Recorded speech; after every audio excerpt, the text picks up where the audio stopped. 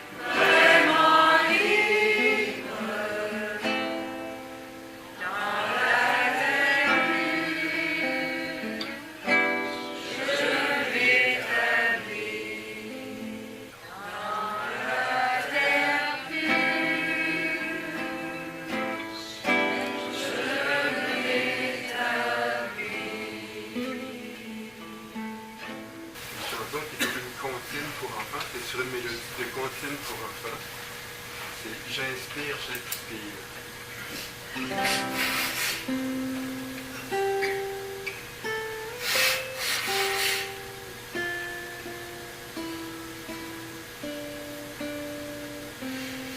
Tout à garder.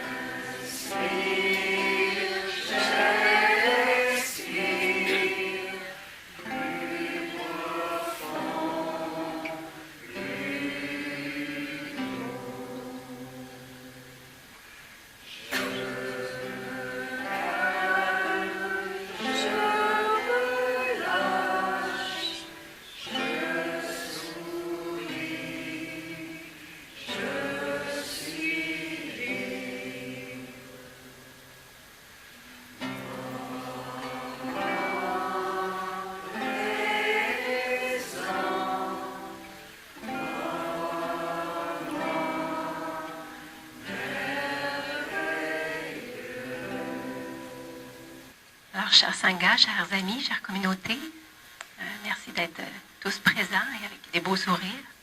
Merci Serge pour ta musique.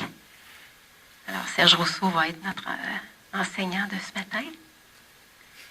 Et tout d'abord, j'aimerais vous présenter un invité de marque, un enseignant de marque, Chen Ke, qui sont arrivés avec une délégation de Montréal hier. Vous n'avez pas eu la chance de les voir. Alors, c'est un des enseignants qui a marqué l'histoire de notre Sangha de Québec, le Sentier de la Rivière, depuis 1996. Voilà. Alors, il aimerait vous adresser quelques mots. Alors, je vous présente Chen Ke. Alors, bonjour, cher Sangha. Alors, vous savez qui je suis? Est-ce que vous savez qui vous êtes? Est-ce que vous savez qui vous êtes? Moi, je ne sais pas qui je suis. Ou si je répète ce que notre grand frère Sternhoy dit souvent, je sais qui je suis à peu près. Alors quand j'étais arrivé ici il y a presque 50 ans, 49 ans, je pensais que j'étais un Vietnamien. Et puis, 10 ans, je pensais encore que j'étais un Vietnamien. Et puis, à 20 ans après, j'avais des doutes. Et puis après 30 ans, je commence à voir que je suis un Québécois. Et puis après 40 ans, je sais que je suis un Québécois. Et puis maintenant, après presque 50 ans, j'ai des doutes. Et je commence à voir que je suis aussi un terrien, n'est-ce pas? Je suis un terrien. Alors,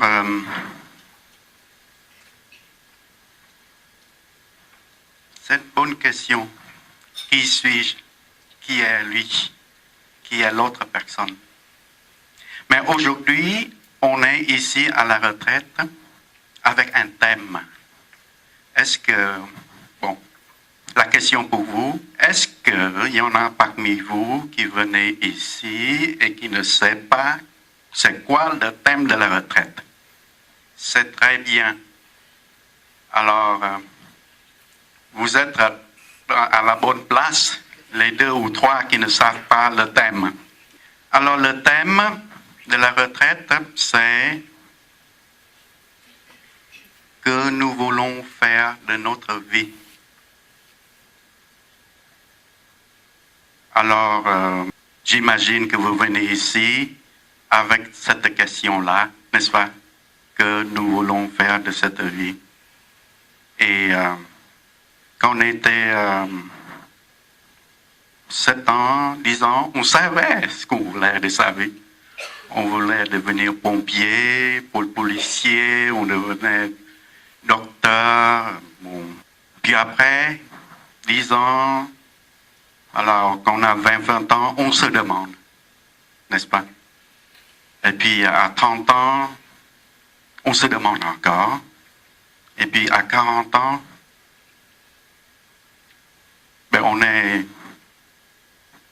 on poursuit d'autres buts, n'est-ce pas? On ne se demande pas cette question. Puis à 50 ans, on commence à regarder et puis voir, qu'est-ce que je veux faire de ma vie? En fait, quelques années après, on se dit, qu'est-ce que j'ai fait de ma vie?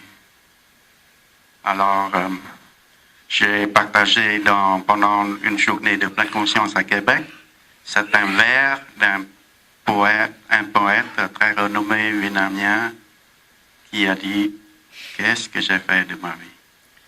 Mais vous savez, le thème de la retraite est un peu astucieux. Parce que le thème de la retraite, c'est qu'est-ce que nous voulons faire de notre vie, c'est la première partie. Mais cette partie-là, il faut oublier. C'est la deuxième partie qui est importante. La deuxième partie, c'est un questionnement et une pratique essentielle. Alors, c'est ça qu'on va faire pendant notre retraite. Questionnement et pratique. Et ce que nous voulons essayer de vous apporter aujourd'hui, c'est de trouver un questionnement essentiel. Quelle est la question? Quelles sont les questions essentielles? Et surtout, quelles sont les pratiques essentielles? Alors, pour commencer la retraite, je vais introduire notre nouveau enseignant, Serge.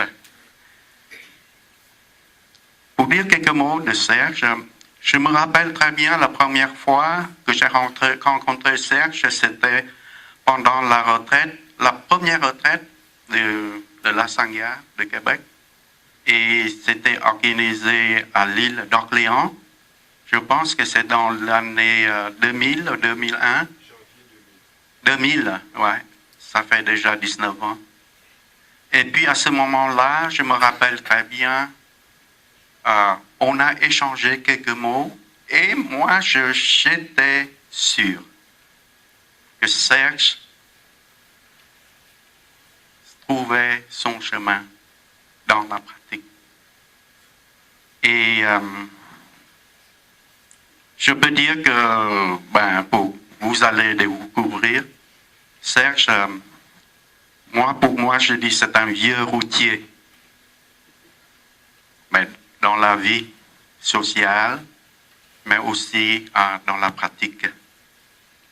Alors, avec Serge et la Sangha de Québec, Sentier de la Rivière, on va essayer de vous donner des indices. Des indices. On va partager nos expériences pour trouver le bon questionnement, la question essentielle et surtout comment pratiquer. Pratiquer pour voir que nous voulons faire de notre vie. Moi, je le cherche encore. Alors, il ne faut pas penser que vous allez trouver la réponse aujourd'hui pendant cette retraite. Alors, il y a beaucoup d'autres choses que moi, j'aimerais vous partager, mais ce sera pour demain. Alors, laissons la parole à notre nouveau enseignant. Et surtout, avant de finir, vous savez que pour moi, j'ai participé à beaucoup de retraites, à beaucoup de sanghas, de communautés, de pratiques. Et je peux vous assurer, la Sangha du Sentier de la Rivière, la Sangha de Québec est une des meilleures sanghas pour moi. Et vous amènerez à bon port, c'est sûr, parce qu'elle vient de Beauport.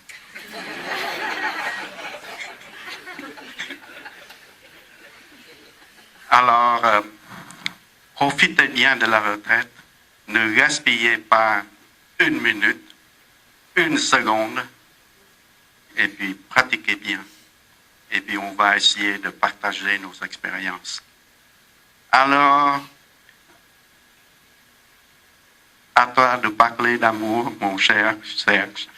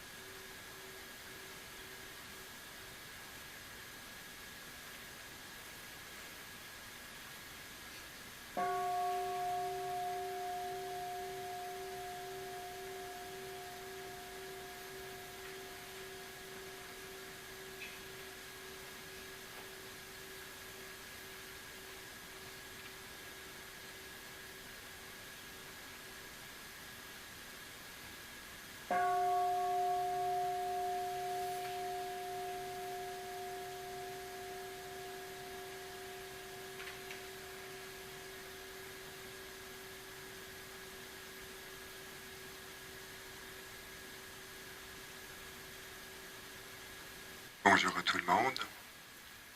En commençant cette retraite, merci Tchenke,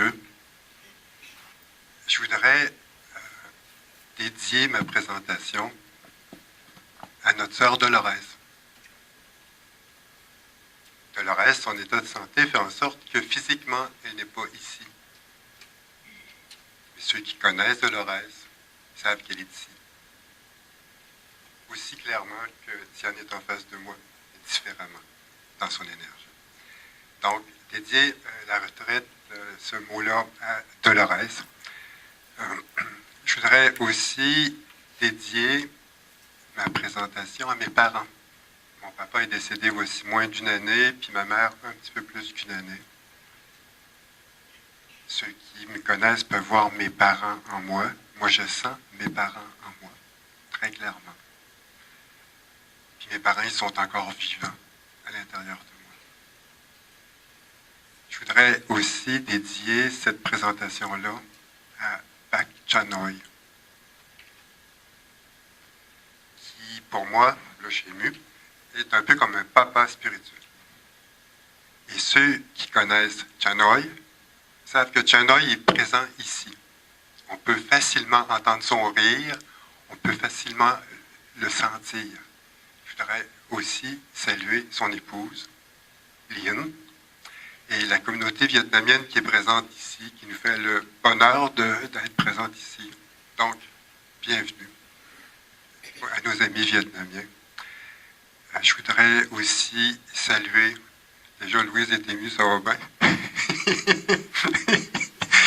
Je voudrais saluer, Louise, ma grande amie qui vient de la Sangha des îles de Madeleine, nos amis de Sherbrooke, nos amis de Montréal.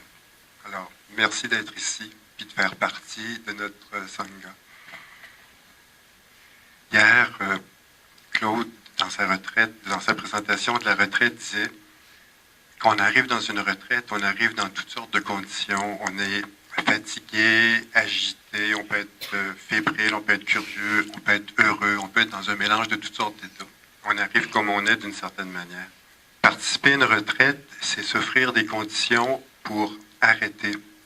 C'est s'offrir ensemble un moment de pause. C'est goûter ensemble au bonheur de l'arrêt, du silence, du sourire qui apparaît sur nos visages quand on se sent bien, quand on se sent en contact. Ce matin, on prenait le petit déjeuner ensemble. Je trouvais ça très touchant que de voir autant de personnes, on est 53, assis, manger en silence, en pleine conscience, ou en essayant le plus possible d'être en pleine conscience parce qu'on ne réussit pas toujours, on n'est pas des dieux. Il y avait quelque chose, moi, qui me touchait vraiment beaucoup là-dedans. Quand on vient dans une retraite comme ça, on se donne des conditions pour aller au-delà des apparences, pour toucher ensemble, plus profondément, ce qui fait notre humanité. Là où nous sommes toutes et tous profondément semblables, au-delà des jeux et des illusions créées par nos égos, par nos peurs. Dans une retraite, même assez courte comme celle-ci, plus la retraite avance et plus on sent l'énergie du groupe qu'on appelle ici une Sangha, plus on peut se sentir en proximité les uns avec les autres.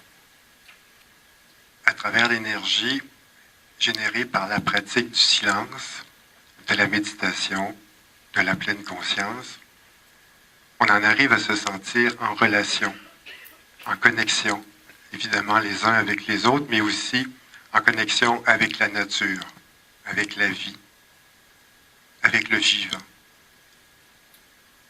Nous touchons ainsi ce que Thich Nhat Hanh appelle l'inter-être. Une retraite comme celle-ci est un espace de silence. C'est dans le silence que nous pouvons observer, en souriant, les jeux de notre esprit, notre incroyable flot de pensées, notre tendance à juger, catégoriser, comparer, notre tendance à nous juger, à nous comparer, parfois même à nous juger parce que nous jugeons. Dans le silence, doucement, silentieusement apparaît la lumière. On peut observer le balai incessant de nos perceptions et leur futilité souvent.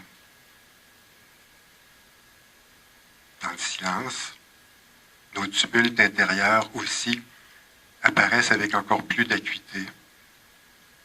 Nos attachements, nos peurs, nos fragilités, nos peines, nos blessures, nos détresses, nos réactions vives parfois quand quelque chose de sensible est touché. Dans le silence et dans cet espace de pleine conscience qui se crée à travers la retraite, on peut aussi sentir la chance qu'on a d'être en santé ou en assez bonne santé pour être ici. La joie d'être vivant. On peut en éprouver de la gratitude. On peut vivre des moments de grâce, de plénitude, des moments où on se sent en connexion profonde, dans la lumière douce du présent. À travers la retraite, nous formons une communauté vivante, souriante, une communauté émouvante parfois, qui prend le temps de s'arrêter et de respirer ensemble et de se ramener à l'essentiel. À travers la retraite, nous sentons que nous ne sommes pas seuls.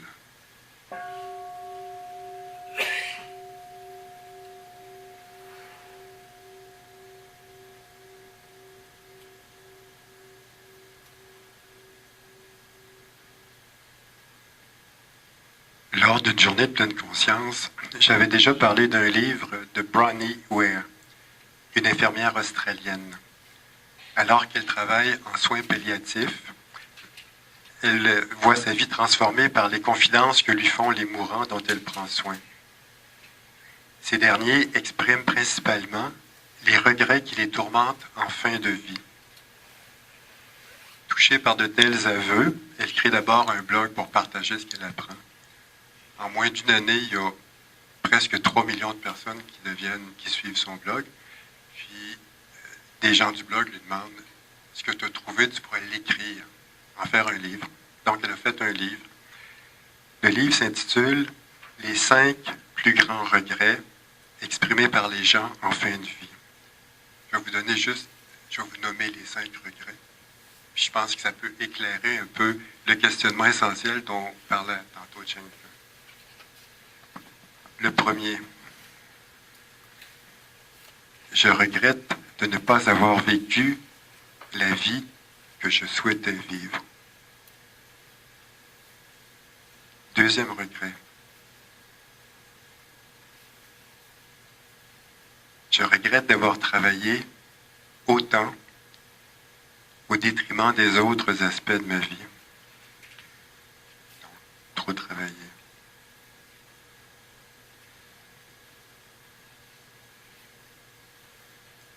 Le troisième, je regrette de ne pas avoir exprimé plus souvent ce que je ressentais. Le quatrième, je regrette de ne pas avoir entretenu mes relations avec mes amis. Et le dernier, je regrette de ne pas m'être permise d'être plus heureuse. À la fin du livre, elle écrit, pour résumer le livre et le dire simplement en une phrase, quand je demandais à une personne, auriez-vous souhaité accomplir davantage ce que je veux faire de ma vie? Auriez-vous souhaité accomplir davantage? La réponse était non. J'aurais souhaité aimer davantage. La question centrale de la retraite, le thème, c'est que voulons-nous faire de notre vie? On traduit personnellement en disant qu'est-ce que moi je veux faire de ma vie? Personnellement, cette question-là m'a habité toute ma vie. C'est probablement pour tenter d'y répondre que j'ai écrit un journal personnel pendant une bonne trentaine d'années. À certains moments, je pouvais écrire à chaque jour. Quand je traversais une zone de turbulence ou une crise, là, j'écrivais. Puis d'autres moments, c'était pas une crise, mais je continuais d'écrire pour essayer de mettre en mots ce que je vivais. En termes savants, c'est externaliser, donc, ce que je vivais en déposant ça sur un papier. C'est une pratique qui m'a fait beaucoup de bien. Puis, mon métier dans le temps, c'était thérapeute. Je l'ai souvent suggéré aux gens que je rencontrais. Dans la cave, chez nous, il y a une étagère dans un coin, puis il y a toute une série de cahiers de toutes les couleurs, de toutes les formes là, qui ont marqué ma vie. Puis je me dis qu'un jour, je vais comme faire un beau rituel. Là. Je ne sais pas comment, je ne sais pas quand encore, mais ça risque de ressembler à un feu de camp. Donc, j'essayais d'éclairer ce que je vivais, puis à ce moment-là, ce qui était... j'imagine que ceux et celles qui écrivent, ça doit ressembler à ça aussi. J'essayais d'éclairer les relations que je vivais. Puis le chaos que je pouvais vivre des fois dans des relations, puis tout ça. Donc ça, c'était vraiment une ligne. Je suis retombé récemment sur un cahier que j'avais écrit quand je suis allé au village des Pruniers pour la première fois. Alors, il y avait les enseignements de Thich Nhat Hanh. Là, je m'étais acheté un beau cahier neuf pour ça. Puis,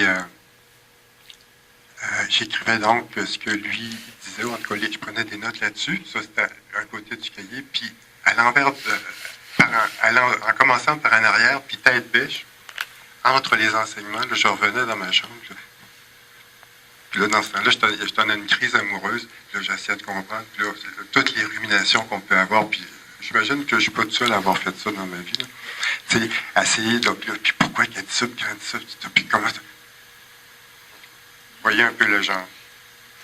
En fait, quand je regarde ça maintenant avec un peu de recul, j'étais un petit peu comme... C'est une histoire qu'on raconte souvent, une histoire zen qu'on raconte souvent. Mais je trouve toujours que c'est une histoire qui fait image. Vous connaissez l'histoire du cavalier sur un cheval? Il y en a peut-être qui la connaissent, sûrement. D'autres qui ne la connaissent pas, en tout cas. Donc, il y a quelqu'un qui est sur le bord du chemin, puis il voit au loin poindre un cavalier qui arrive vraiment à grande vitesse. Donc, l'homme qui est sur le bord du chemin, quand le cavalier passe, lui demande, je ne le ferai pas comme lui le fait, parce qu'il a crié à cause du bruit du cheval, mais il lui demande où le cavalier s'en va. Le cavalier, il a à peine le temps de répondre tellement ça va vite, puis il dit, je ne le sais pas. Demande au cheval. Dans cette histoire-là, évidemment, c'est pas le cavalier qui a le contrôle sur le cheval, c'est le cheval qui a le contrôle sur le cavalier. Le cavalier est entraîné par le cheval. Le cheval, ce sont nos attachements qui deviennent nos énergies d'habitude, nos émotions, nos comportements de dépendance, notre anxiété, nos impulsions, nos peurs, nos illusions, nos enjeux non réglés. Pour résumer, tout ce qui nous empêche de vivre pleinement notre vie dans la liberté. Avec le recul, quand je regarde cette période-là, j'ai l'impression que j'étais comme en orbite autour de différents attachements. Sauf que je n'identifiais pas dans ce temps-là ça comme des attachements. Mais c'est ce que maintenant je le vois plus comme ça. J'étais happé par différentes attractions, possédées d'une certaine manière. Vous connaissez tout le monde l'Iliade et l'Odyssée, au moins le nom, puis Ulysse, tout le monde en connaît Ulysse. Quand Ulysse revenait d'Ithaque sur son bateau, il a demandé à ses marins de l'attacher au mât. Parce qu'il avait suffisamment de connaissances de lui-même pour savoir que s'il n'était pas attaché, il n'allait pas être capable de résister au chant des sirènes. Il passait au large d'une île, là, puis sur cette île-là, c'était l'île des sirènes. Dans le poème d'Ulysse, les sirènes se transforment en sorcières. Avec le recul, je peux dire que moi, je n'avais pas la sagesse d'Ulysse. Dans mon cas, c'était plutôt le contraire. Vous allez comprendre la métaphore. Je cherchais les sirènes et je m'y attachais. Donc, il y avait là des enjeux relationnels non réglés, des attachements assez puissants qui gouvernaient ma vie et s'étaient vraiment transformés en énergie d'habitude. Dans mes journaux, en plus d'essayer d'éclairer mes relations, régulièrement aussi, je m'interrogeais sur ce que je voulais faire de ma vie. Puis, à l'occasion, j'ai relu mes journaux. Puis, il y a comme un constat qui traverse l'ensemble de l'œuvre, comme on peut dire. C'est un sentiment affirmé et récurrent de passer à côté de ma vie. Un sentiment très net de non-réalisation à ce moment-là. Ça revenait régulièrement. Dans mes cahiers, je trouvais que j'en arrachais. Il y avait donc là quelque chose d'inaccompli. Le sentiment de ne pas être ce ou celui que je voulais être ou devrais être. De ne pas faire fructifier mes talents. Je pensais souvent et de manière récurrente à ce moment-là à la fameuse parabole des talents de l'Évangile. Ça me revenait tout le temps. Vous connaissez la parabole? Je la résume simplement. C'est un maître qui part pour un long voyage. Puis, avant de partir, il fait venir 3 serviteurs, puis il donne à chacun des talents. Il y a un double sens au mot talent. C'est une monnaie. Dans cette époque-là, c'était une monnaie, mais on peut le prendre sur le sens que nous autres on connaît, donc le talent. Donc, le maître donne des talents à ses serviteurs, puis s'en va. Je vous résume ça. Au retour, le maître rencontre les serviteurs. Les 2 premiers serviteurs ont fait fructifier les talents, ils ont fait doubler leurs talents. Le 3e serviteur, lui, il a pris son talent et il l'a mis dans la terre pour être sûr de ne pas le perdre. Le résultat, c'est que son talent n'a pas fructifié. Alors, les 2 premiers sont accueillis dans la joie, puis le 3e est vraiment comme tassé par le maître parce qu'il n'a pas agi pour développer son talent.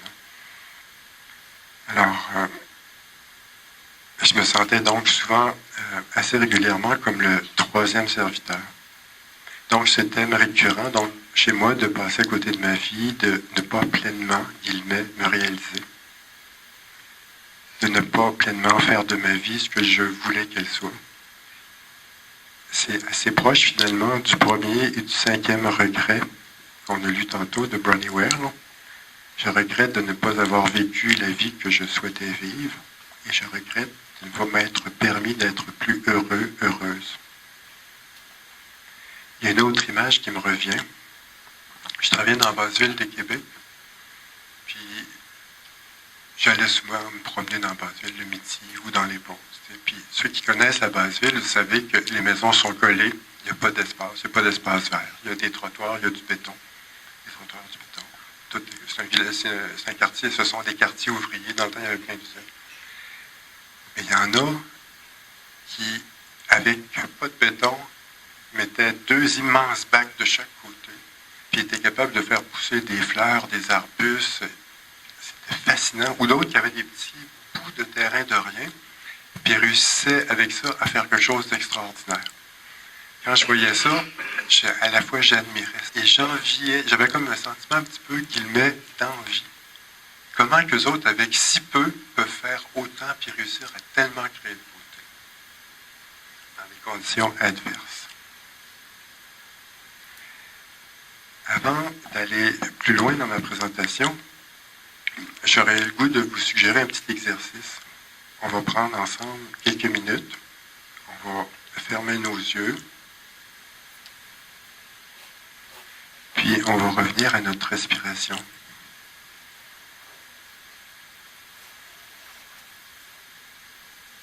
On va devenir complètement conscient de cette inspiration-là, celle-là. Et complètement conscient de cette expiration, celle-là.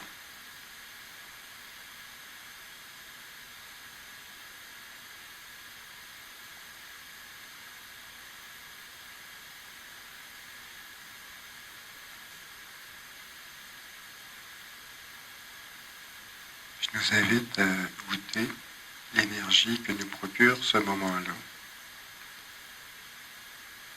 à goûter notre présence ici dans cette retraite.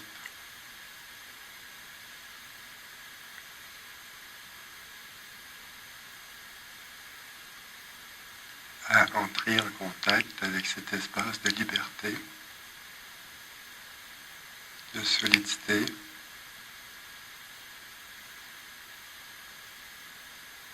et de fraîcheur en nous.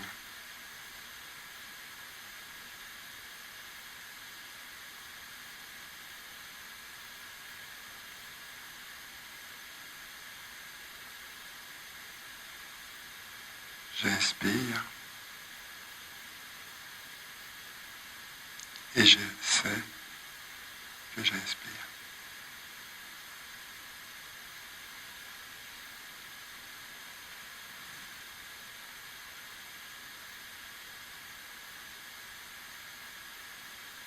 J'expire et je sais que j'expire. Tout en gardant les yeux fermés, je vais vous poser quelques questions. Je vais vous demander d'observer, simplement observer ce qui émerge en vous.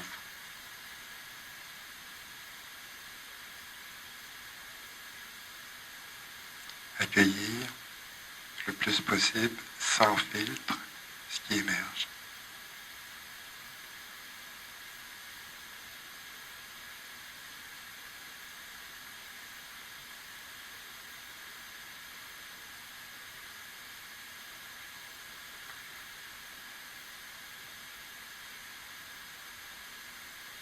Est-ce que ma vie actuellement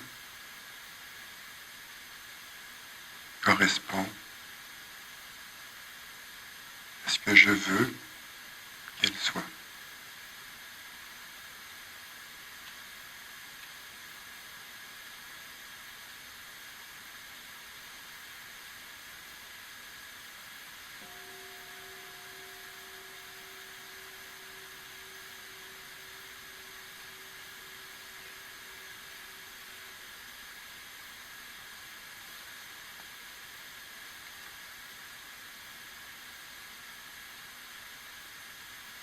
Ma manière de vivre me permet-elle de goûter la joie? Me permet-elle de toucher le bonheur? De vivre dans le présent?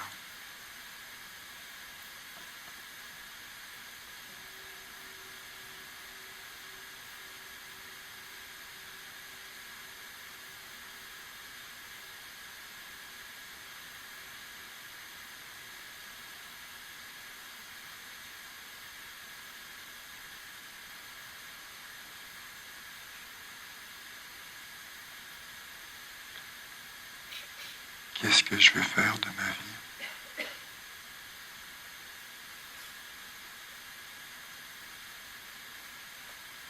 Quel est mon rêve?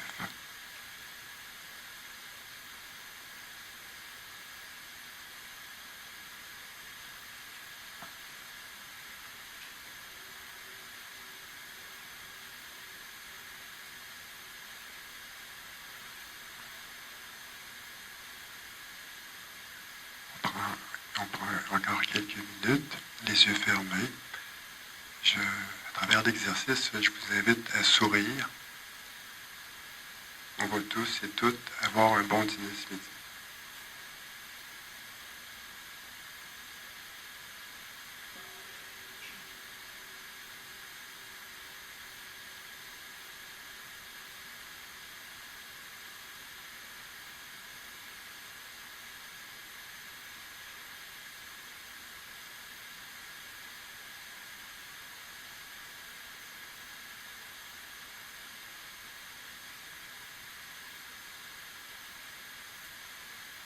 Maintenant, je vous invite à ouvrir les yeux et à former une diade avec la personne qui est à côté de vous. Puis on va faire un petit exercice très simple. Chaque personne de la diade à tour de rôle va avoir 3 minutes. La personne qui écoute pratique l'écoute profonde, donc il n'y a pas de réponse ou de bonne réponse, c'est juste être présent ou présente, tout simplement. S'il y a des choses qui sont montées et que vous n'avez pas le goût de partager, c'est tout à fait correct. Partagez le processus ou partagez ce que vous voulez partager, mais on n'est pas obligé de partager ce qu'on ne veut pas partager. On partage ce qu'on veut partager. Donc, si on fait une petite diade comme ça, puis on va compter 3 minutes d'un côté, 3 minutes de l'autre. Donc, notre petit exercice d'échange est terminé. À ce moment-ci, je vous invite à prendre, on va se lever là, avec la clochette, puis on va prendre 1 minute juste pour être debout, parce que nos corps, eux autres, aiment ça pouvoir bouger, puis pas tout le temps être assis. Là. Alors, une clochette, on va se lever debout. Pendant qu'on est debout, ce qu'on va faire, s'il y en a qui auraient le goût de partager quelque chose brièvement, s'il y en a qui ont un feedback à faire là-dessus, ben, on va prendre une ou deux personnes peut-être. Il n'y a pas d'obligation de rien. Donc, avant la pause, je vous partageais ma pratique d'écriture qui a duré 30 ans. Donc, je me suis rendu compte à un moment donné que moi qui avais écrit pendant une trentaine d'années, quasiment non-stop, c'est sans être obsessif en général, pas trop, mais j'ai écrit beaucoup. Puis, à un moment donné, je me suis rendu compte que cette pratique-là avait commencé à s'estomper. Mais tu t'en aperçois pas sur le coup. À un moment donné, tu te rends compte que, non, j'écris plus. Ou quand j'écrivais, la couleur de ce que j'écrivais, la tonalité de ce que j'écrivais était plus la même. Donc, des grands moments sans écrire, et puis quand j'écrivais, c'était différent. Là, je me suis questionné, parce que c'est pareil, 30 ans, une pratique qui a duré 30 ans, qu'est-ce qui fait que ça a changé? Je me suis rendu compte, au fil du temps, qu'il y a quelque chose qui s'était apaisé en moi. Que le sentiment de non-réalisation, qui m'habitait, c'est un grand classique, là, qui avait perdu son caractère acéré, récurrent, anxiogène. Comme si je portais plus ça. Un petit peu comme quand tu as une douleur quelque part. Puis à un moment donné, tranquillement, la douleur se dissipe, mais tu ne deviens même pas conscient qu'elle se dissipe tant que ça. Puis à un moment donné, écoute, j'ai plus mal au dos. C'est un peu ça. Donc, il y avait quelque chose qui s'était déposé en moi jusqu'à devenir comme un ancrage. L'ancrage ne veut pas dire qu'il n'y avait pas de tempête parfois ou du vent ou des choses comme ça, mais que l'encre était solide de plus en plus.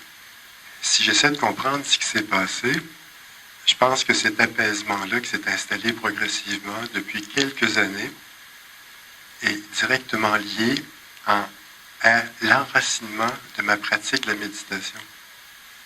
Je pourrais aussi dire l'enracinement dans la pratique de la méditation. Enracinement ici veut dire que je suis passé d'une pratique où, à l'occasion, je méditais, à une pratique où je méditais un peu plus. Jusqu'à un moment donné, puis ça se situe dans le temps, là, jusqu'à un moment donné où il y a comme quelque chose qui a monté pour dire, je veux méditer à tous les jours. Je veux que ça fasse partie de moi à tous les jours. Un peu comme le passage d'un vêtement qui est dans le garde-robe, que tu mets une fois de temps en temps, à quelque chose qui devient quasiment comme ta. Donc, de quelque chose de plutôt extérieur, c'est devenu quelque chose d'intérieur.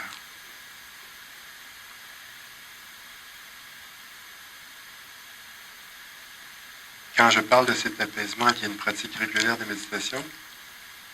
Donc, c'est comme si quelque chose avait changé à l'intérieur de moi. Mon regard s'est progressivement tourné vers l'intérieur.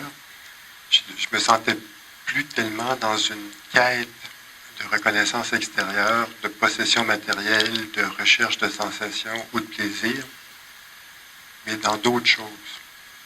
L'apaisement est venu et vient d'un changement dans la qualité de présence à soi, à moi. ce que la méditation ou la pleine conscience peut générer comme présence, joie, paix. Puis le regard que j'ai porté sur moi s'est transformé aussi. C'est comme si le regard le plus critique est devenu un regard de plus en plus tendre. Avec Louise, on a souvent parlé de ce thème-là, entrer en amitié avec soi-même. C'est quelque chose qui nous habite, qui habite nos conversations et notre pratique. Donc, j'étais comme plus dans la poursuite de quelque chose à l'extérieur, mais dans ce que Thich Nhat Hanh appelle la non-poursuite. Ce qu'il écrit, en passant, là, vraiment, l'art de vivre, c'est le dernier livre avant qu'il y ait eu le problème de l'ACV. C'est le contenu d'une retraite qui a été mis en livre. Ça s'appelle L'art de vivre. C'est vraiment un livre que je vous suggère vraiment à lire. Puis on pourrait faire 1 mois de retraite, 2 mois de retraite là-dessus facile. L'art de vivre. Alors, dans ce livre-là, L'art de vivre dit: la non-poursuite ne veut pas dire de ne rien faire. Cela veut dire que l'on ne met pas devant son nez quelque chose après quoi on va courir. Lorsque nous éliminons les objets de notre avidité et de nos désirs, nous découvrons que le bonheur et la liberté sont disponibles pour nous, juste ici, dans le moment présent. Dans le fond, ce qu'on découvre, c'est qu'on a ce qu'il faut en soi pour être heureux, pour être bien, pour avoir une belle vie. C'est aussi simple que ça.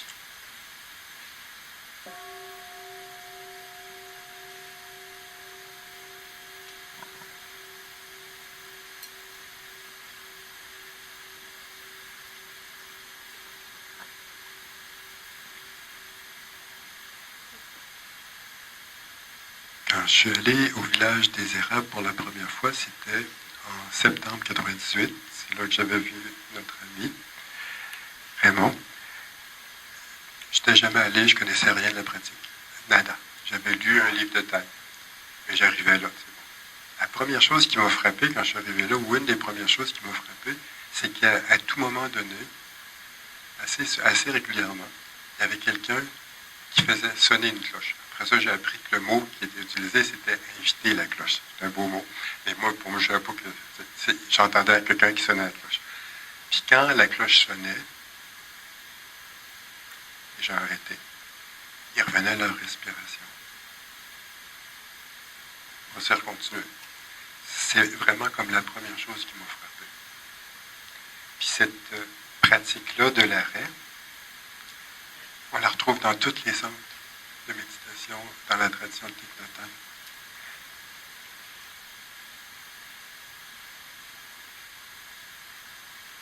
J'étais la semaine passée au village des Pruniers. Dans la salle, la grande salle où on mange, il y a un carillon qui sonne aux 15 minutes. Alors, à toutes les 15 minutes, c'est là. J'aimais ça de pouvoir vivre ça.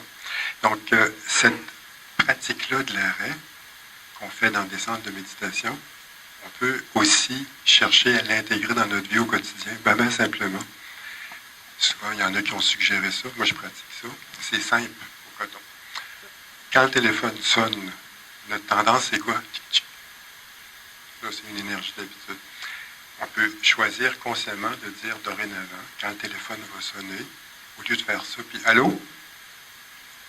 Tu prends le téléphone, puis tu laisses sonner, mettons, 2 coups.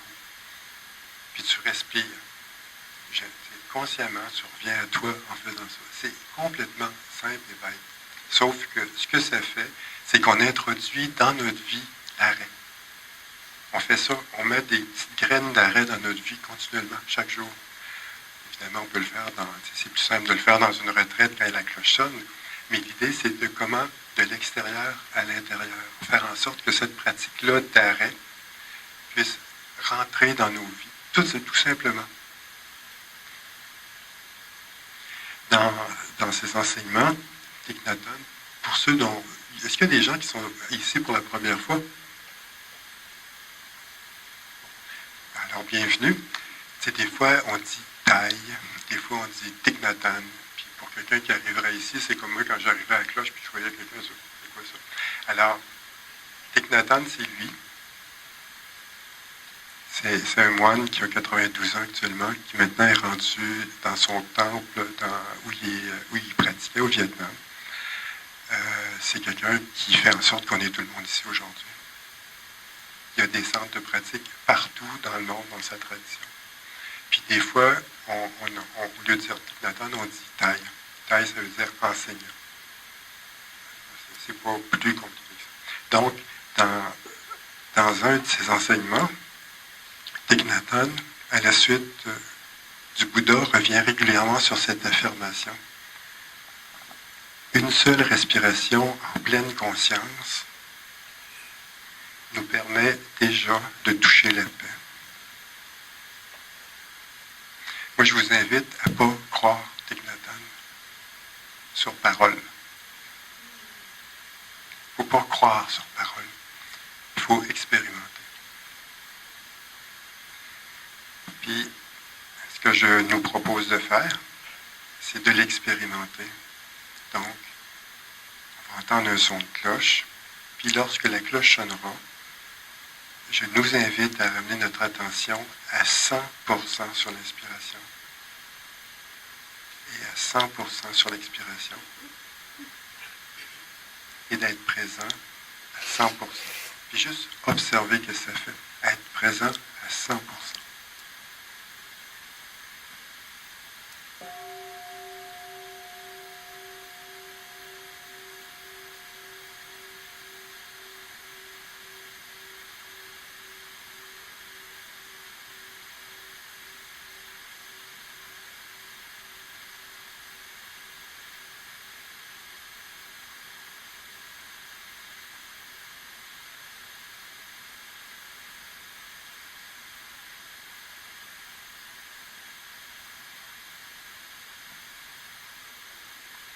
Thich Nhat Hanh, quand il donnait les retraites, commençait régulièrement ses retraites avec « J'inspire et je sais que j'inspire. J'expire et je sais que j'expire. »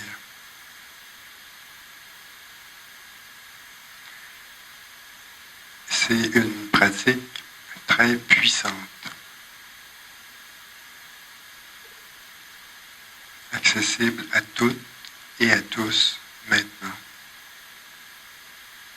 Thaï parle de la pratique de l'attention comme porte principale de l'éveil. Il nous dit l'attention a pour fonction d'illuminer, de transformer. Quand notre respiration est l'objet de notre attention, elle devient respiration consciente. La lumière de l'attention éclaire notre respiration, transforme l'oubli de la respiration en attention,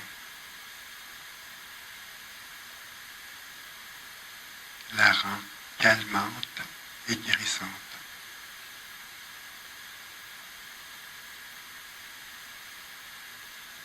Notre corps et nos sensations sont aussi illuminés et transformés à la lumière de l'attention.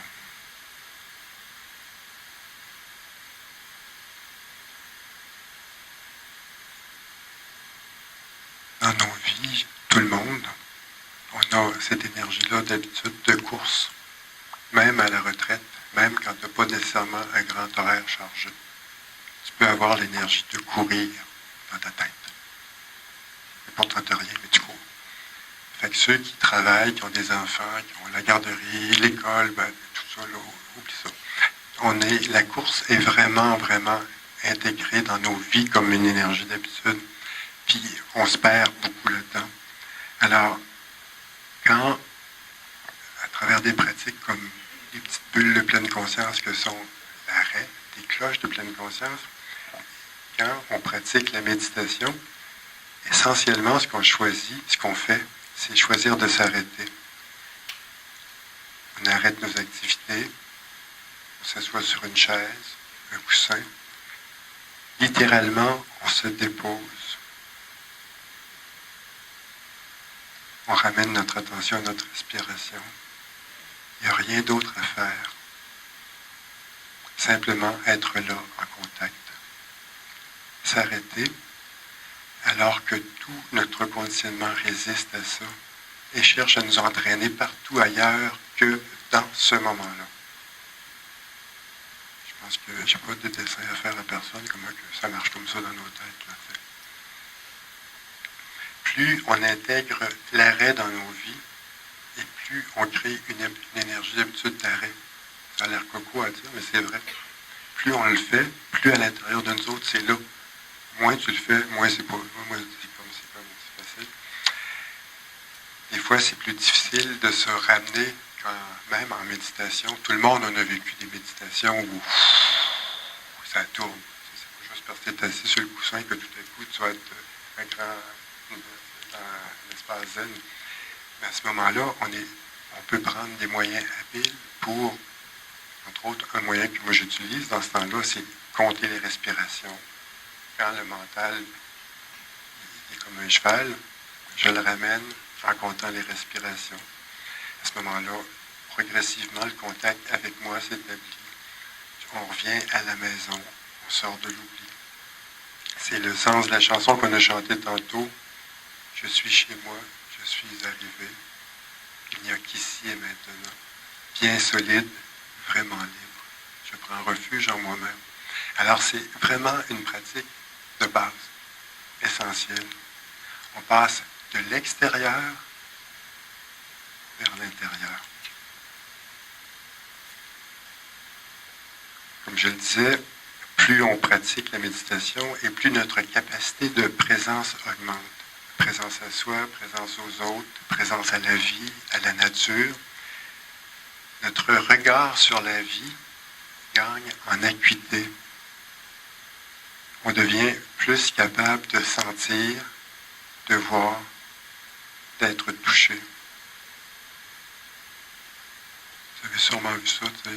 Vous arrivez devant un paysage, il y a plein de monde. Mettons, c'est une belle journée d'automne, c'est une randonnée pédestre, là, tu arrives en haut d'un promontoire, puis là, le monde arrive avec les téléphones intelligents. Puis ils repartent.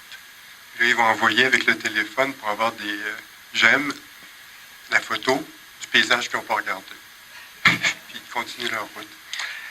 Alors, tu sais, cette hyper-connexion-là qu'on trouve, puis qu'il y a des aspects positifs, c'est aussi hyper déconnexion de soi. C'est extrêmement facile de se perdre sur Internet. On a tous une expertise là-dedans. Là. On s'est tous perdus bien des fois.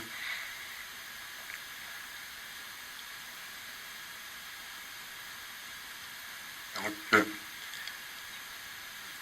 on peut vivre de la même manière, on peut vivre avec quelqu'un depuis des années, mais ne plus voir cette personne-là.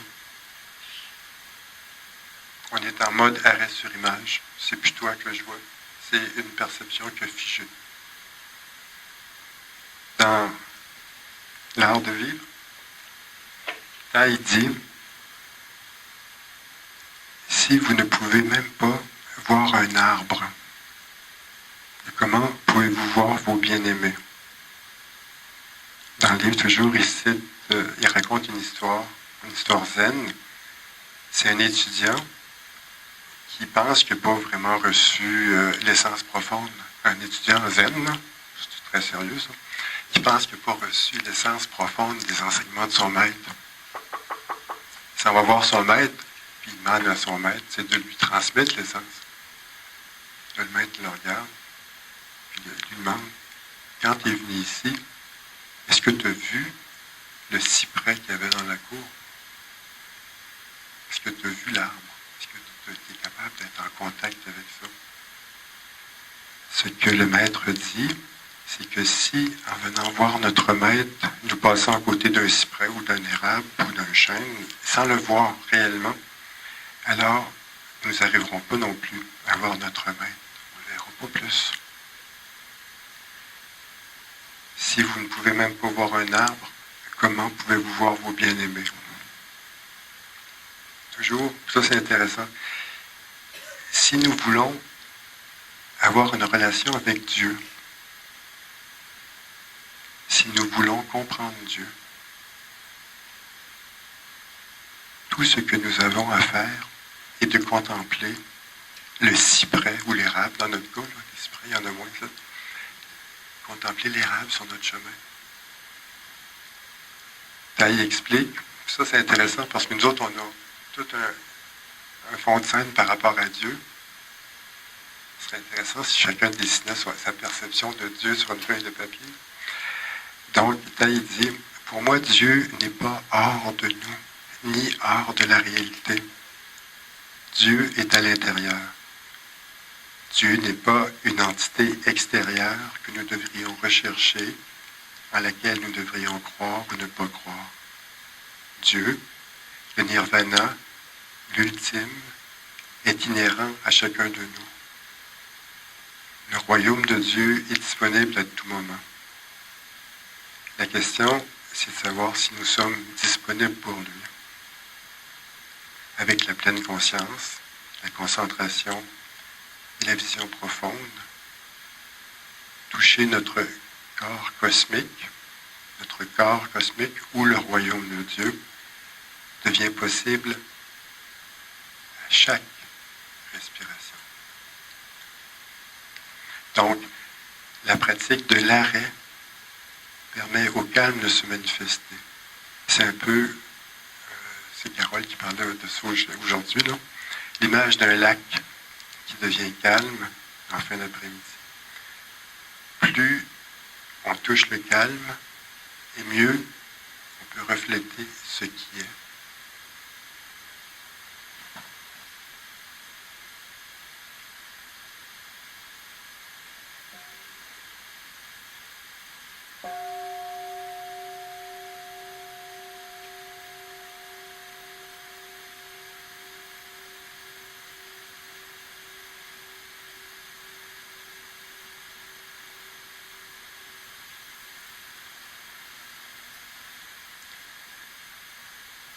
L'art de vivre heureux, c'est aussi l'art de transformer nos souffrances, nos afflictions.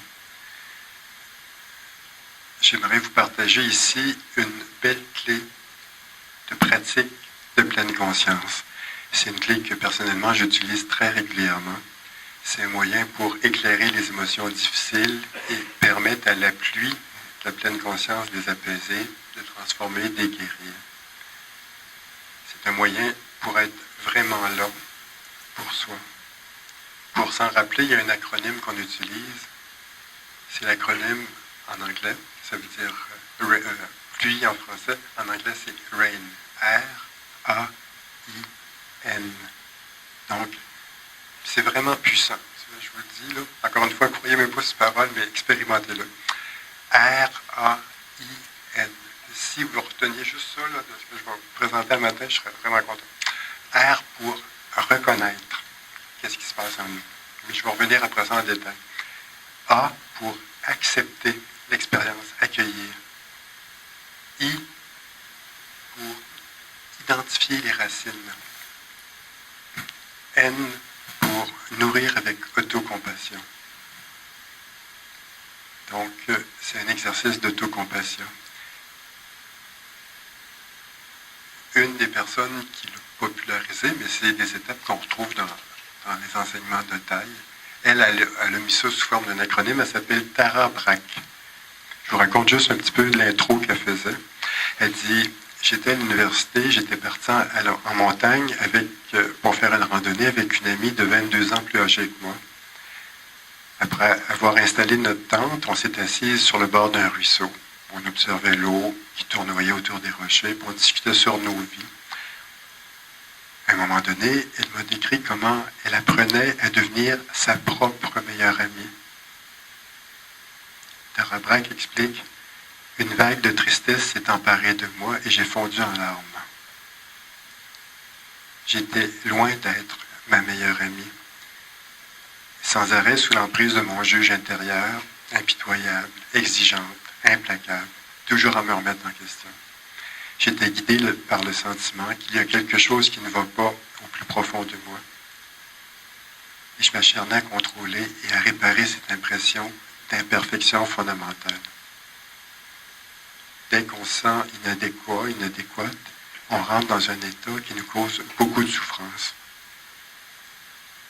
C'est possible de se réveiller de cet état grâce à la pleine conscience et à l'autocompassion. L'autocompassion peut se développer lorsqu'on établit un contact direct et honnête avec notre propre vulnérabilité. Cette compassion ne peut s'établir complètement que lorsque l'on porte une attention bienveillante envers nous-mêmes. Donc, je vais reprendre mes 4 lettres. Le R pour reconnaître ce qui se passe. Ça a l'air banal, reconnaître ce qui se passe. Ça l'est pas du tout. Ça l'est pas du tout. Souvent, on ne voit pas, ou on ne veut pas voir, ou toutes les réponses, là, qu'est-ce qui est là. Alors, on est confronté à quelque chose, on fait comme si ce n'était pas là, puis on continue. On pousse.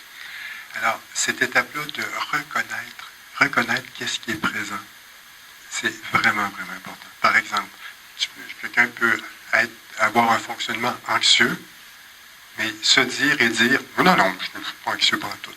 Je ne fais pas de stress pantoute. Je ne suis pas là-dedans pantoute. » Récemment, je parlais avec quelqu'un au téléphone, puis à ma grande surprise, c'est ce que cette personne-là, ce gars-là me disait. T'sais. Puis dans ma perception à lui, puis au fil des années que je le connais, je pense que c'est quelqu'un qui a un fonctionnement anxieux. Et lui, pas pantoute. Donc, reconnaître ce qui se passe. On s'arrête avec honnêteté, puis c'est pour ça que la pratique de la méditation est importante là-dedans, parce que tu t'arrêtes, à un moment donné, la respiration, puis le mental commence à se calmer, puis là, on peut rentrer en contact avec qu'est-ce qui est là. Souvent, on peut utiliser la clé du corps. Exemple, tu es en méditation, puis là, tu sens une tension, quelque part. OK. Au moins, reconnaître qu'est-ce qui est là, c'est qu'il y a une tension. Déjà, ça, c'est pas si pire. Tu sais, je suis tendu. Des fois, la respiration, j'inspire, la respiration est haute. Alors, on reconnaît qu'est-ce qui est là, qu'est-ce qui se passe. La deuxième chose, le deuxième élément, c'est accueillir ce qui est présent. Le reconnaître, c'est une chose. Des fois, tu reconnais puis tu accueilles. Fait qu'on a fait 2 étapes d'un coup. Mais on peut avoir une résistance à accueillir quelque chose qui ne fait pas notre bonheur. Ça ne fait pas mon affaire, mettons, d'être pas fin, mettons, d'avoir dit quelque chose. Moi, je reconnais ça, mais il me semble que ça ne correspond pas à, etc. Donc, accueillir ce qui est présent, accepter entièrement ce qui est présent. On accepte l'expérience entièrement. Si, par exemple, c'est la colère qui est présente, ça ne fait pas mon bonheur. D'abord, je la vois. OK. Puis maintenant, j'accepte que la colère soit là. Ça ne veut pas dire que je la nourris, ça, tout le monde en connaît ça, non? On ne veut pas faire ça. Mais je la reconnais et je l'accueille, je l'accepte intégralement. Oui, la colère est là. Oui, je t'accueille, colère, tu es en dedans de moi. Je sais que je t'accueille. J'essaie d'être tendre avec toi. Troisième, identifier les racines. Pour identifier les racines ou pour interroger en profondeur. Dans notre pratique, on parle du regard profond, de la vision profonde. On voit qu'est-ce qui est là. On est avec ce qui est présent. Puis cette troisième étape-là, elle ne se fait pas nécessairement dans une rencontre avec soi-même, d'une claque là. Sauf que si on garde le focus là-dessus, à un moment donné, il y a comme des espèces de révélations, des insights, là, où tu comprends des enjeux qui se manifestent à travers qu'est-ce qu'il y a de toi. Tu as eu tel comportement ou tu as eu tel action. Puis là, tu comprends d'où ça vient, mais comme pas mal plus profondément. Taï, encore, dit, lorsque vous embrassez votre souffrance avec pleine conscience, vous découvrez que votre souffrance porte en elle la souffrance de votre père. de votre mère, de vos ancêtres, même la souffrance de votre peuple, de votre nation, du monde. Je regardais Annie parce que souvent, quand elle était dans une retraite, il y avait la souffrance des pieds noirs qui était, tu sais, quand à un moment donné, on faisait des partages, puis il y a quelque chose qui montait. Puis quand elle rencontrait la communauté vietnamienne, avec ce que les autres ont vécu, avec la guerre, puis tout ça, tu peux connecter à cette souffrance-là. Donc, quand on accueille notre souffrance, on peut aller assez loin dans les racines de cette souffrance-là. Et le dernier élément, c'est nourrir avec autocompassion. Alors là, ça parle d'une attitude qu'on cherche à développer envers soi-même. C'est l'attitude de devenir son meilleur ami, d'être la meilleure personne pour soi qu'on puisse être. Développer l'attitude d'apprendre à s'aimer. Puis, le Bouddha, il dit à plein d'endroits, puis il dit la même chose aussi, puis il y a d'autres traditions qui disent ça aussi, tu sais, que c'est d'abord par ce rapport-là, tendre avec soi, que tout procède. Si je ne suis pas capable d'avoir un rapport tendre avec moi, puis si je ne suis pas capable d'être dans cette énergie-là, je ne serai jamais capable d'aimer Bachin. Ça se peut, parce que je ne m'aime pas. Mais si je m'aime, je peux t'accueillir. Si je m'accueille, je vais pouvoir accueillir les autres. Donc, à travers cet exercice-là, on entre en contact avec notre souffrance, avec nos attachements, avec ce qui, à l'intérieur de nous, a besoin d'être reconnu, éclairé, amené au niveau de la conscience pour que la guérison opère. À ce moment-là, c'est nous autres qui reprenons le contrôle sur le cheval, tranquillement. Dans cet exercice-là, il y a le deuxième aspect de la méditation qui se manifeste. Ce deuxième aspect-là, c'est ce qu'on appelle la vision profonde. Une fois que les vagues du lac se calment par l'arrêt, on peut voir plus profondément en soi, plus profondément dans sa vie. La sagesse se manifeste. Là, il nous dit, la vraie méditation est compréhension et pas seulement apaisement. Car seule la vision profonde, la compréhension peuvent vous guérir.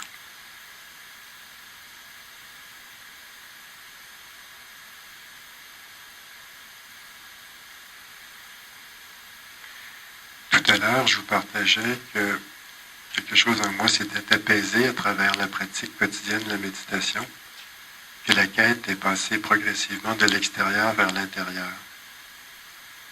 Toujours dans le beau livre « L'art de vivre », je me permets de vous citer un autre extrait.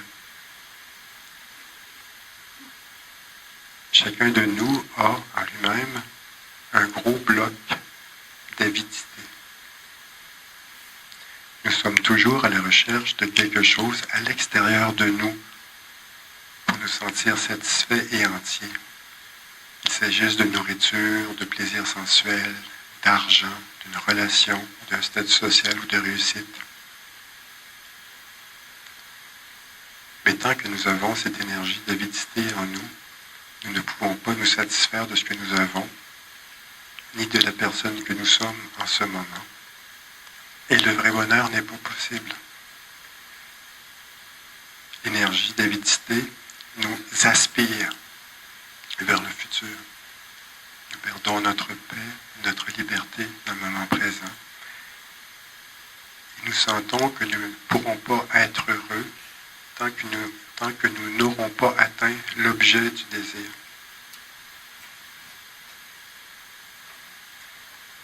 Étrangement, hier, je suis tombé sur un article dans Le Devoir d'Isabelle Paré, puis qui s'intitule « Le bug humain ou l'os dans la soupe »,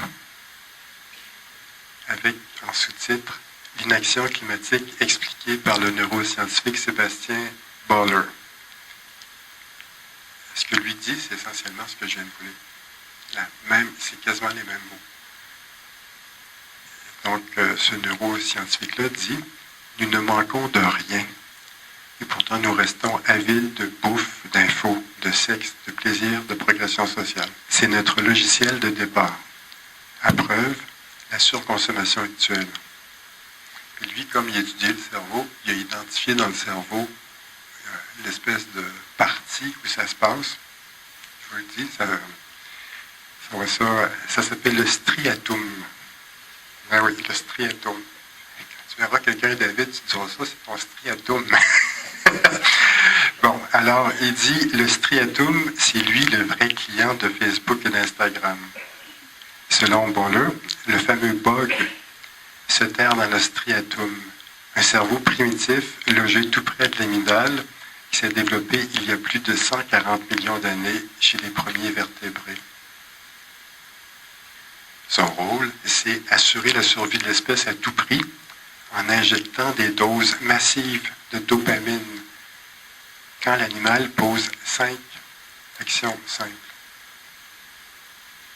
Comme une usine, le striatum primitif produit du plaisir à l'appel quand l'animal mange, se reproduit, épargne son énergie, grimpe dans la hiérarchie sociale ou cumule des informations essentielles. Autant d'actions cruciales pour sa survie. Grâce à sa spectaculaire efficacité, ce mécanisme s'est transmis à travers la sélection naturelle à tous les mammifères, donc y inclut nous autres. Le hic, poursuit Boller, c'est que même si l'humain n'en a guère plus besoin, parce qu'il n'affronte plus de mammouth, puis il est plus obligé d'avoir 23 concubines pour sa descendance, son cerveau continue de carburer à la dopamine. L'article continue en disant « Tout cerveau peut se remodeler dès l'enfance à force de renforcement autre. La preuve, on peut aussi obtenir du plaisir à être altruiste. Le cerveau est plastique et d'autres comportements peuvent être renforcés par l'éducation ou la pression sociale. Je dirais, d'autres comportements peuvent être renforcés, entre autres, par la méditation. Mais depuis la Renaissance, observe-t-il, le cerveau humain s'est surtout concentré sur le développement d'intelligence technique au détriment de la conscience. En somme, nous sommes devenus des êtres dotés d'un haut niveau d'intelligence, mais d'un faible niveau de conscience, croit le scientifique. L'homme dispose de toutes les technologies pour régler les problèmes environnementaux. C'est la conscience et la volonté politique qui manquent. Donc, développer davantage la conscience, valoriser le savoir, associer le plaisir à des comportements favorables à l'environnement pourrait changer la donne. La vraie question sur laquelle l'article se terminait était « Combien de temps nous reste-t-il pour renverser la vapeur ?»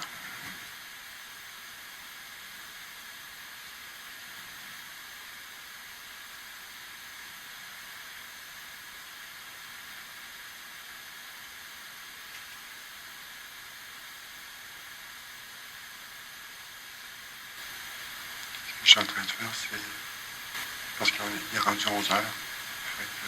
Je comprends que nos corps, avec le striatum, là, ont besoin de se reposer aussi.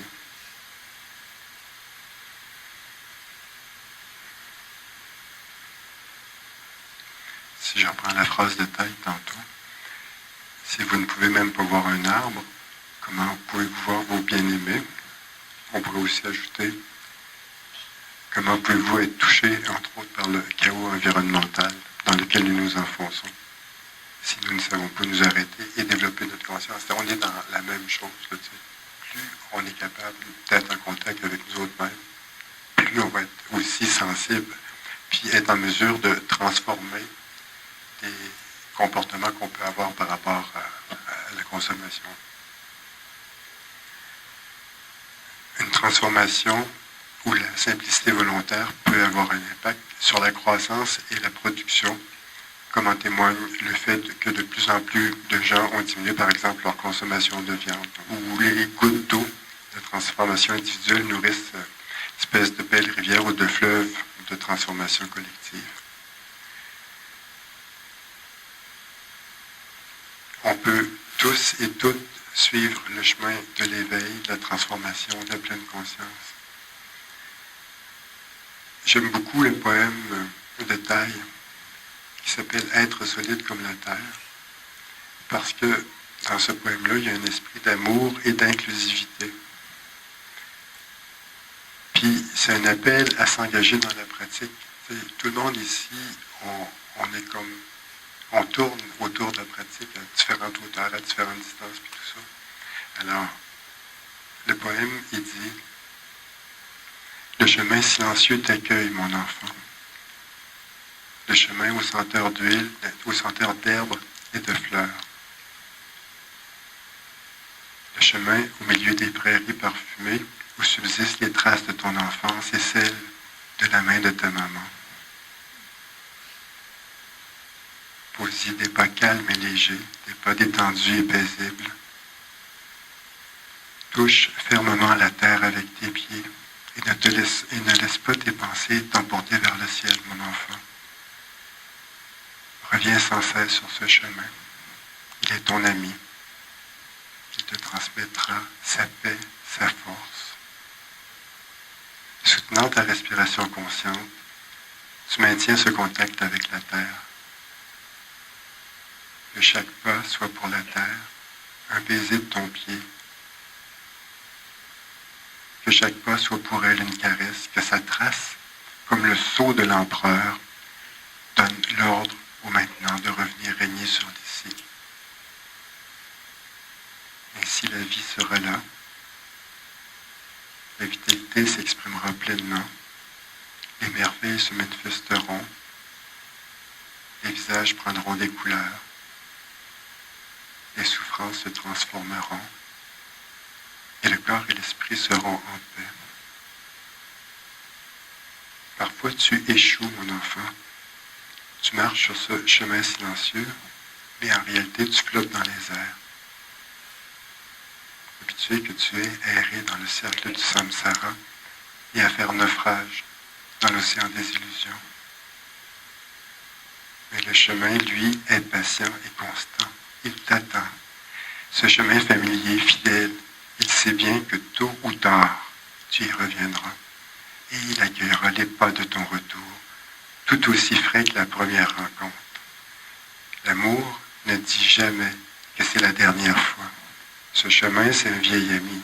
Il t'attend avec une infinie patience.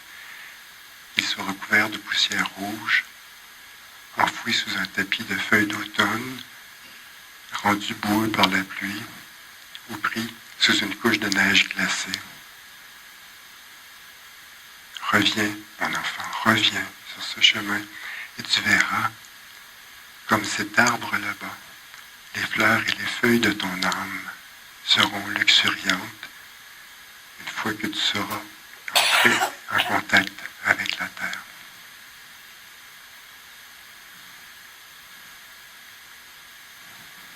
En terminant, vous savez que j'ai reçu la transmission de la lampe la semaine dernière. Puis, lors de la cérémonie, avant la cérémonie, on fait une lettre, comme une lettre d'aspiration.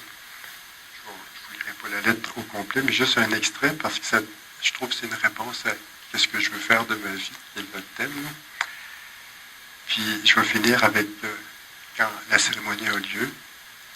Il y en a peut-être qui ont vu la photo. Là. On présente un petit poème. Celui ou celle qui t'offre la lampe répond par un poème. Alors, je vais vous lire le petit poème que moi j'avais écrit. Mais d'abord, sur la lettre d'aspiration, j'écrivais « La vie sur Terre a changé radicalement lorsque les hommes ont découvert comment maîtriser le feu. Pour moi, la pratique de la pleine conscience, c'est comme le feu. Elle en a la force et la fragilité. Elle éclaire, nourrit, guérit, réchauffe, rayonne, mais elle meurt si elle n'est pas nourrie et entretenue. J'essaie à chaque jour de poser un regard lucide et sincère sur mes pensées, mes paroles, mes gestes, et d'approfondir ma compréhension du sens de la vie, éclairée par la lumière de la pleine conscience. J'essaie le plus possible de cultiver l'amour, d'accueillir mes difficultés et celles des autres, avec compassion et compréhension, et de soulager mes souffrances et celles des autres par la pratique assidue et sincère. Tel est pour moi le sens de la démarche qu'à travers cette lettre je fais aujourd'hui. Partager la flamme avec humilité et servir, vivre dans la joie et la lumière du présent, en lien chaleureux avec les autres. Puis donc, durant la cérémonie, lors de la cérémonie, j'ai présenté un court poème qui disait « À chaque jour, le soleil de la pleine conscience se lève sur un monde déchiré et malade, rempli de beauté et d'amour.